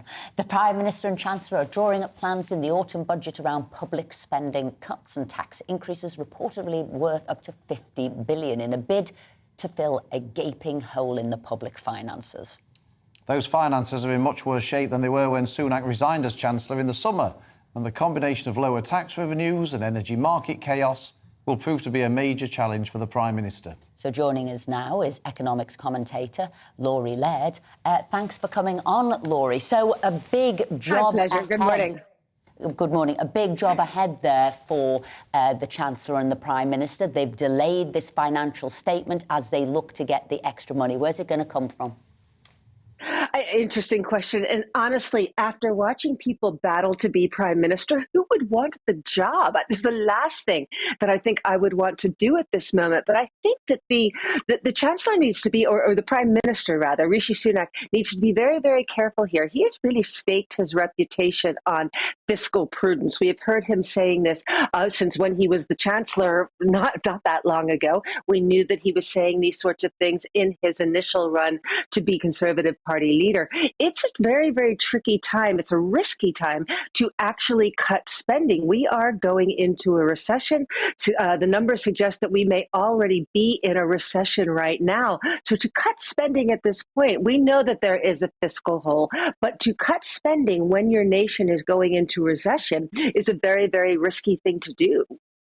But we saw, Laurie, what happens when you commit to spending that you haven't got the money for. The pound collapses and interest rates go up even higher. So, I mean, what is the solution? Because it seems to me, whichever strategy you go for, you just create a problem.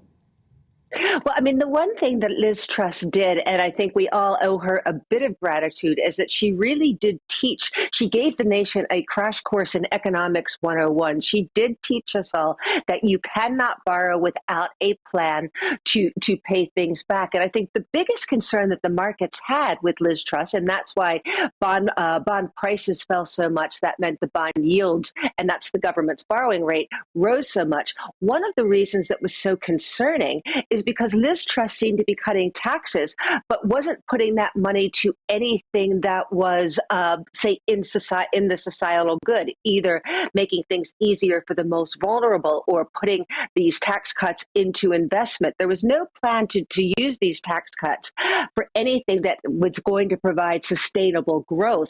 We are in a different situation right now simply because the outlook has deteriorated more since Liz Truss came into office. That is not necessarily because because of Liz Truss. She did point out that you cannot borrow without a good reason, but I would argue at the moment that there is a good reason to borrow.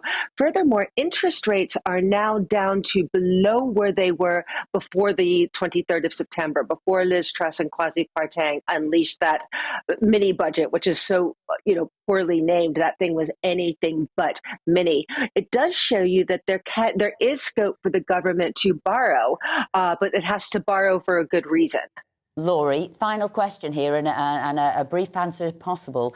Talking about interest rates, the Bank of England will be giving their sort of version on what the interest rates will be on the 3rd of November. What do you expect it to be? They are absolutely flying blind. We don't know whether the government is going to brief them on what they're planning for the 17th.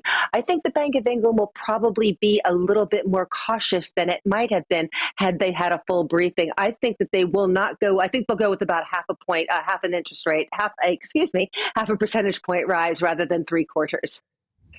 Laurie Laird, thank you very much indeed for joining us pleasure. today. Thank you for that. Coming up, we'll be joined by an activist from the controversial Just Stop Oil Group, which definitely will not be one to miss. But first, here are your headlines with Alice.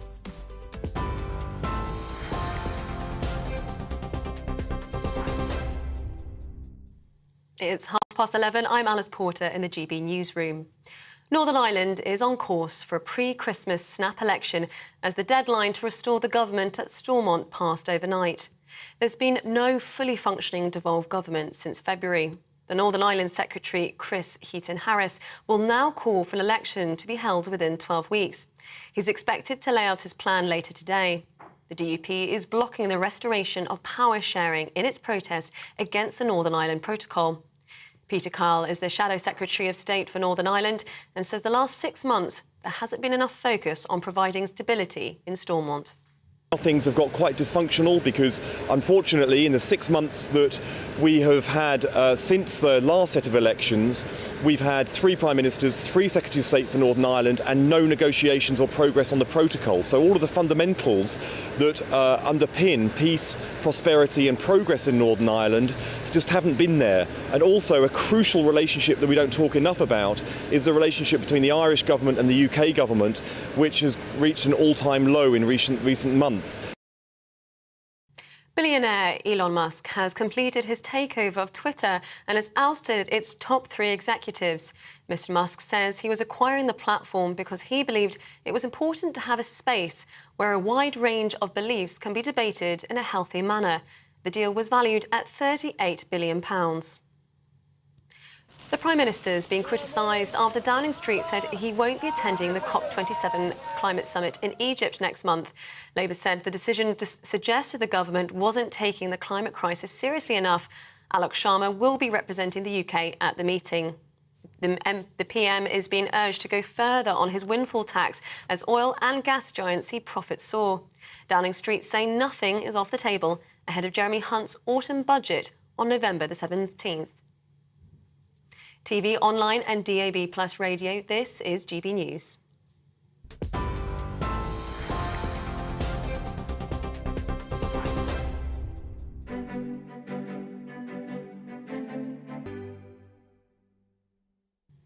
Here's a quick snapshot of today's markets. The pound will buy you $1.1532 and €1.1588 euros. The price of gold is £1,429 and 26 pence per ounce, and the FTSE 100's at 7,037 points.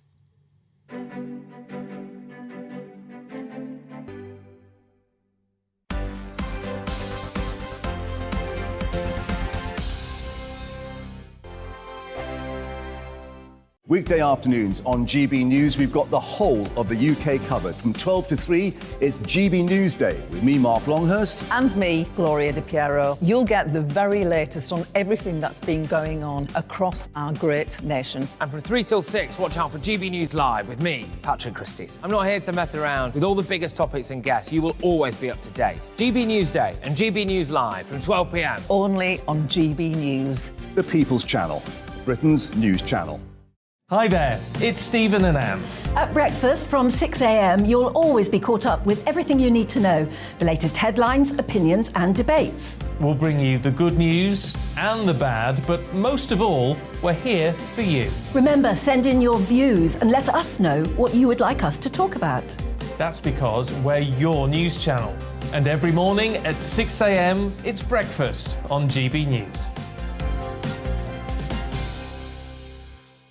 Join me, Nana Akue, on Friday, Saturday and Sunday afternoons on GB News. Expect fiery debate and passionate discussion as me and my panel tackle some of the biggest topics hitting the headlines. It's a place for everyone's opinion. No one gets cancelled, but no one gets an easy ride. Oh, she's on it today! Be ready for conversations that are fierce, frank, and of course, fun. Every Friday, Saturday and Sunday afternoon from 4 p.m. on GB News.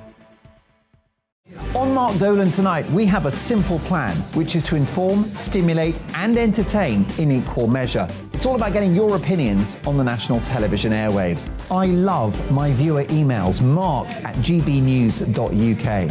So do join me from 9 p.m. to midnight every Friday, Saturday and Sunday for big guests, big opinions and a big presenter. 6'5", don't you know? See you then on GB News.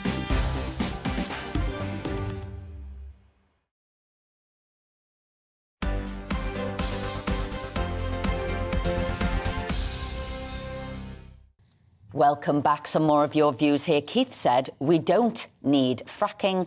There is billions of barrels of oil and gas in the North Sea. Simple, use it.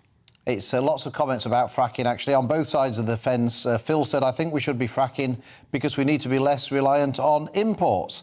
MPs are afraid of the demonstrators blocking road around fracking sites, so the government has U-turned on a U-turn. We need to do something. And Baz said they have been fracking in Saskatchewan in Canada for 40 years without any problems. These lefty cowards are afraid of their own shadows. But Gary said, I live in Blackpool, near Preston New Road. When they were fracking before, the earthquakes were very real. Being woken up by my bed shaking is not good. It is not safe. So very different views on fracking coming there. Keep them coming through. Now, Just Stop Oil will continue their reign of terror against commuters with further climate protests planned for the coming months. Yesterday, the group's supporters blocked a key junction at Mansion House in London, demanding that the government halt all new oil and gas licences. As we're bringing this to you, they've probably struck again. So do we need to enforce tougher measures on these activists? Joining us now is Laura Johnson, a spokesperson for Just Stop Oil. Thanks for joining us. So do you think some of these antics are ruining your cause now? Thanks for having me on. No, not at all. I mean, and also lots of people are saying they agree with our message, but not our method. So I think now is the time to stop talking about tactics, stop talking about superglue and soup, and start talking about the message. The government want to open 100 new oil licensing, and that is a death sentence. But if your case is so strong, I mean, we live in a democracy, we don't live in a dictatorship. If your message is so strong, we have elections, you can stand for election, you can support candidates who argue for the things that you do. Why don't you try and win your argument through the ballot box rather than these sort of rather self-indulgent tactics of ruining everybody's lives and stopping ambulances going down roads? Well, that's a great idea. I think people have been trying that for 70 years. The science has been clear for 70 years, and successive governments have ignored that. Now is the time for actions, not words. And if broadcasters and journalists like yourself were telling the true message, we wouldn't need these methods. Well, I mean, you're just saying that we've been trying that for 70 years. It just means that you can't get elected. So that just means that your view isn't particularly popular. And that's in a democracy. Surely what counts is the majority opinion, not sort of a bunch of a minority of extremists trying to get their own way because they can't get it through the ballot box. That's not surely how things work in a democracy. No, I apologise. I was using the more general approach that people tell us that we should write petitions and do those sort of methods. Now is the time for action. I am in civil resistance against this corrupt government. I'm just a single mum from Essex. I'm here to look after the future of my son. I mean, do you have children and loved ones that you care about? And are you going to be happy to be at this pivotal point in history, standing by and doing nothing? How will history look back on the actions of yourselves? Well, I'm happy with my actions, but what I'm going to ask you about is, where does your funding come from? Where do you get your donations from to enable you to do these childish antics, I'd say? Well, you can look online and find where we get our funding from. Funding isn't the issue. I mean, we have a government that is funded by think tanks, and we don't even know where that money's coming from. Where is the money coming from on all these think tanks that are controlling policies or have been controlling policies for the last 30 years of our government? The point is, let's start talking about the message. Laura, shall I tell you where your funding's coming from? Because you don't seem to know there. Because I was surprised. I was surprised that it's actually your biggest donor is the granddaughter of John Paul Getty, who made all of his money through oil. That's what he made his money from, one of the richest men in the world. So I just wonder now, not just childish actions, but the gross hypocrisy of your movement as you sort of aim to deface paintings, throw tomatoes at it because you think they're put there because the museums are getting money from the oil companies. But you yourselves are being funded through an oil family. Well, I think it's very nice that and I did know, I just forgot her name, who is funding us, that she's using that money for a good cause. And now, more than ever, we know the effects of fossil fuels and what they're doing. We had 60 people lost their homes through wildfires. We've lost a third of our wheat harvest. We're going to lose 50% of our potato harvest. And next year, if the droughts continue, we're predicted to lose all of our fruit harvest. This is the UK. Currently, we have a cost of living crisis and a climate crisis, and next year we're going to have a food shortage crisis. Why are we not talking about those issues? Yeah, well, I'm amazed you've got all those facts at your fingertips, so I question whether they're right or not, because you didn't even know really who was funding you. And if it is, and you are being funded from the Getty family, do you think it's not now time to stop doing those childish antics of either sticking yourself next to paintings or sticking yourself next to what would be great masterpieces, and doing something, as Philip said, seriously, by putting your name down and being elected to Parliament? No, there isn't time for that. There's no time. I mean, even our late departed Queen said, now is the time for actions, not words. So there's always a way to avoid democracy. You've had 70 years, now you've got no time. The fact is, I think you speak for the minority and not the majority until you get a place in Parliament. We may be speaking as the minority, but we are speaking for the majority. And there are many ways to get involved, and you don't have to get arrested. There are even admin roles we need. So if you want to help secure the future for your family and your loved ones, then join us. We're going to be in Downing Street every day from 11, and we're not going away until the government say no to new oil licensing. We need to just stop new oil. Laura Johnson, thank you very much indeed for joining us. I'm not sure how many people you'll have persuaded about your tactics of gluing yourself to roads and gluing yourself to works of art, but we appreciate you coming on and making your case. I don't know, I just think they're a bunch of lunatics, don't you?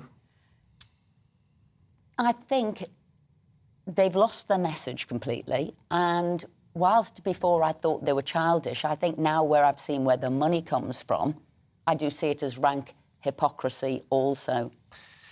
Henry, I just wanted to bring you in about that. I mean, the bit actually that annoys me the most about this isn't actually the protesters, funnily enough, although I do think they are lunatics. It's the police. The police who just sit and look at these people on the roads. And when people come along and try and move them out of the way, the police are more exercised by those people than they are by people gluing themselves to the road. Yeah, this is a problem, actually quite a widespread problem with British policing, is that it now seems to have become the message that it is more important to facilitate protesters disrupting people safely than stopping them doing the disruption in the first place. It was the same in Bristol with Edward Colston. The police could have stopped that, but they were like, oh, we might have to hurt someone. So no, we do need a policing overhaul. They do need to be more prepared to take action, because it's not acceptable to have millions of pounds worth of lost, economic damage and everything else just so that the police don't have to get their hands dirty and move some people out of the street. Thank you, Henry. Now, the controversial billionaire Elon Musk has finally completed his $44 billion takeover of Twitter and has reportedly already started to fire top executives there. Previous negotiations over the purchase stalled over what Musk described as dishonesty on the part of company bosses. over the issue of bots on the site. Musk has already signalled that he will reverse a permanent ban on Donald Trump, reflecting his stance as a self-confessed free speech absolutist. So here to tell us more is Will Guyot, a technology journalist. So, as they say, the bird is now free to fly and have free speech on Twitter. Is that right? No, don't get too excited about Twitter suddenly being the home of free speech. It's governed by a number of laws, and all of these sites have to sit in place and do things in the right ways. I think the biggest challenge here, Elon Musk talks about being a champion of free speech. Just 4 weeks ago, SpaceX, Elon Musk's big rocket company that's sending people to the moon, 5 engineers from that company sent an open letter to a US newspaper criticising practices within the offices, safety, attitudes towards certain certification and various other bits and pieces. Within 24 hours, they were fired. So much for free speech. It doesn't work like that. Elon Musk is the king of the non-disclosure agreement. Lots of people I know who've gone to work for Twitter have left Twitter and can't tell me anything because they've had to sign a heavy legal agreement when they've left that business. I think it's going to be an interesting time to see what happens with Twitter. Elon Musk is controversial. He takes all of his decisions in a very different way to many businesses and organizations would. It's going to be very interesting to see what happens. I compare it to being a bit of a carnival, and we're now on the roller coaster. I just don't have any idea where that roller coaster is going to go. So, Will, Elon Musk said, and I'm quoting him here, he said, "I didn't do this to make money. I did it to try and help humanity." Do you believe that? Is this about helping humanity, or do you think he just spies an opportunity to make some money? He's not going to make any money out of it. If you look at how social networks are performing currently, Google made its first advertising loss on YouTube in history in the last week. And the share price of Meta, the owner of Facebook, Instagram and WhatsApp, is now down below its 2016 level. Of course, Elon Musk is going to say that. But this is also the same Elon Musk that actually got brought back to the table to buy this thing after being essentially compelled by a judge in Delaware who suggested that if Elon Musk didn't honour his contract to buy the company, he'd get sued to make him buy it. It was as simple as that. So I think Elon Musk is making the best out of a bad situation. He certainly had some buyer's remorse. People say that $44 billion, even though he's the world's richest man, was a little bit too expensive for Twitter. We're seeing user numbers dropping on the platform. So I guess now it's to see what's happening. And for everybody getting excited about Donald Trump coming back to Twitter, I really don't believe that's going to happen. Donald Trump has his own social network. He's got a piece of the action in truth.social. He's desperately trying to make that work. If he abandons that, he might come back. But until this point, he said he'd got no interest in coming back to Twitter. Will, just really quickly, I saw a picture of Elon Musk with a sink walking into the headquarters of Twitter. What on earth was all that about? Yeah, well, you can be the richest person in the world, but that can't buy humour. Let's put it that way. I think that's the best way to describe it. He went into Twitter because he said, let this sink in, and he took it sink in. Just imagine if you're one of the members of staff in that company who he suggested that 75% of that workforce is going to lose its job. Imagine if some idiot walks into your reception with a sink and tries to film a video for social media before he even owns the company. That's the situation you're going to find with Elon Musk. It will all be public, and then the staff will hear about it later. Definitely not the type of place I'd want to work. Will Guyot, thank you very much indeed for joining us. We appreciate it. Thank you. Yeah, made some very good points there, as are our viewers. So Roland emailed in and he says, I've got a great idea, a new organisation called Just Stop Oil Protesters.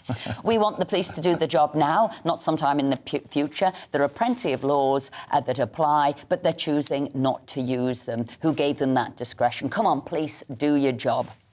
Graham, I think, speaks for many. Graham says it's time to treat these Luddite, moronic, eco-fruitcakes for what they are. Eco-terrorists, and they should be jailed for long terms. Politicians are pathetic, allowing these loons to hold the country to ransom and causing criminal damage. And Jeff said, on a different subject, he said, to say that the UK economy is in a much worse state now than it was when Sunak was Chancellor 103 days ago is clearly ridiculous. Sunak is the architect of the economy's car crash. And David said, these eco-nutters who disrupt society and create disturbances should be targeted harder by the police and locked up. They're in no position to demand anything from the government, not much support for Just Stop Oil, I'm detecting amongst our viewers. It's the childish antics. It's like toddlers having a sort of a tantrum and wanting attention. That's what's sort of so upsetting to people. Anyway, that's us. Anyway, time to get we're going to change to something completely different now, and time to get all our latest entertainment news from Royal and Showbiz commentator Sarah Robertson. So come on, give us some different news. I might say some positive news that's going on, or at least laughing at other people. OK, let's have some laughs then. I'm a Celebrity. We now know the full cast list of all 10 campmates, which are going to be going into the I'm a Celebrity jungle camp. I am really excited, Esther and Phil, that it's coming back to Australia after 2 years in rainy Wales. It didn't really work, did it? No. Let's face it. So now they're going back to Oz, and I think this is one of the best I'm a Celebrity lineups we have had. We have got some brilliant people going in. We've got Boy George, who is the big money signing. That's where the cash has really gone on What him. sort of money are we talking, do you know? Well, there was rumours that he was paid like close to $1 million. Gosh. Which, I mean, I don't know if it is that much, but you know how people exaggerate in this industry. But they said that he's got one of the highest fees ever paid from an they might not be taking the true votes. They might be thinking he's not going out day one or as soon as you can go out. He's staying to the bitter end. I just think he is going to be absolute gold. Very funny, very witty, you know, especially if he does like those put downs and riposts on people, cutting. So he's going to be interesting. The other campmate going in, which I'm really excited about, is Mike Tindall, which is Zara Phillips' husband. Mike Tindall, ex-England rugby player, son-in-law of the Princess Royal. I was surprised he was going in. Yes. I thought maybe the royal family have had enough of sort of kiss and tells and exposes. What's he doing going in? Would he have had to ask permission from the king to do this, do you think? Or? No, because the thing is, technically, I mean, you know, Princess Anne was very clever in terms of, with her children, she never gave them titles. So technically, Mike's not really an official member of the royal family. He's married to Zara, but Zara's not an official member of the royal family. She doesn't carry out public engagements. You know, she's a private individual. So, yes, I mean, obviously through blood, she is the Queen's granddaughter, but they can argue that they're not really part of the royal family. I'm going to count how many times he says Queen or mentions a member of the royal family compared to how many mentions he does of rugby. Oh, that'll be interesting. Yes, you see. Right, and then why is he in? Let's keep a tally. Yeah. Let's keep a tally. Who's your tip to win this? If we wanted to put our fiver on lab. Well, I was talking to Linda Robson last night at an awards that we were at, and she's obviously rooting for Charlene White, which is her loose women. I don't know, colleague. Yes, loose women colleague. That was the word I was looking for. She thinks Charlene's going to go all the way to the final because she said Charlene's going to be quite outspoken and quite strong in her opinions, but she thinks Charlene and Boy George will get on really well. So I'm seeing a final, I think, with maybe Boy George. I think Mike Tindall will be in the final, but other people are saying that Olivia Attwood's going to win. Oh, well, you're hedging your bets here, Sarah. I know. We've covered half the field there. It hasn't started yet, but moving on from Mike Tindall to Prince Harry, the royal connection there, and his book, has it been softened or will it be as explosive as it always was going to be? Well, the palace are braced that this is going to be nuclear, Esther. This is what they're thinking. That is going to be nuclear details contained in Prince Harry's book. I mean, just the name alone. The title is Spare. We learnt that last night. You know, there's this very strong image of him, you know, looking very, I don't know, almost a bit grey, a bit empty. And the word spare coming from? Yes, from him being the spare to the heir. So in itself, you almost think, is this, you know, is this planting the seeds of resentment from him? He obviously has a real chip on his shoulder about being the spare. And I did see our GB News colleague Darren Grimes put a tweet out to say the book should be called Spare Us, which I thought,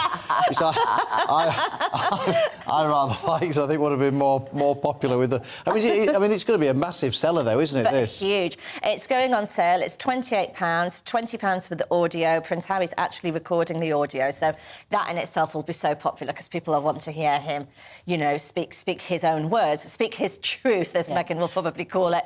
But this is now possibly overshadowing the coronation. He didn't want to overshadow he never could have the Queen's funeral, but now you've got the coronation. Yes. So it's always going to be badly timed, and he's still making money out of his family. It's still badly timed. I think what they had hoped, the palace had hoped that Harry was going to pull out of the book altogether. But, you know, this was a huge deal. Is this going to be targeted at a US market or the UK market? I think worldwide. Okay, so he's not focusing. He's not pitching it at a particular audience. Well, I mean, it's Random House, which is obviously a huge American publishing house.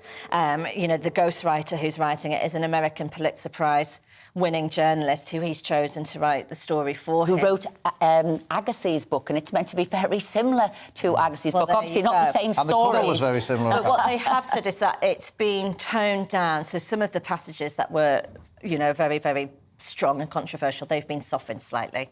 Sarah, thank you very much indeed for joining us this morning. Thanks for joining us. Stay with GB News, though, because next up, it's the one and only legendary Alistair Stewart. Hello, Aidan McGivern here with the latest forecast from the Met Office. Rain will clear north through the rest of the day and it will stay breezy, especially in the north. But brighter skies are starting to emerge in many places. We've still got low pressure, a number of lows sitting to the west of the UK, and we've still got this very mild south to southwesterly airflow bringing a lot of cloud, and it has brought outbreaks of rain in from the south. Now, those outbreaks of rain stick around for some time across northern Scotland, especially Orkney, and then later on Shetland we'll see some persistent and at times heavy rain. Gales are an exposed coast of western Scotland, perhaps Northern Ireland. A few showers pushing in here as well, but elsewhere, plenty of dry and increasingly bright weather. Sunshine there for the southeast and 20 or 21 Celsius possible. Mid to high teens elsewhere, so very mild for many. Temperatures well above average for the time of year. Clear spells continue then for many overnight, but further showers will affect central and western Scotland as well as Northern Ireland for a time. Outbreaks of rain move in by the end of the night across southern England and South Wales. And wherever you are, it's going to be a mild night, but not quite as mild across parts of northern and eastern England, Scotland and Northern Ireland. 4 to 7 Celsius here under any clear spells. A few mist and fog patches first thing. They'll disappear fairly quickly because it will get breezy and increasingly cloudy once again from the south. Now that breeze bringing gales into coasts of western England and West Wales, and outbreaks of rain arriving into southern Scotland, Northern Ireland.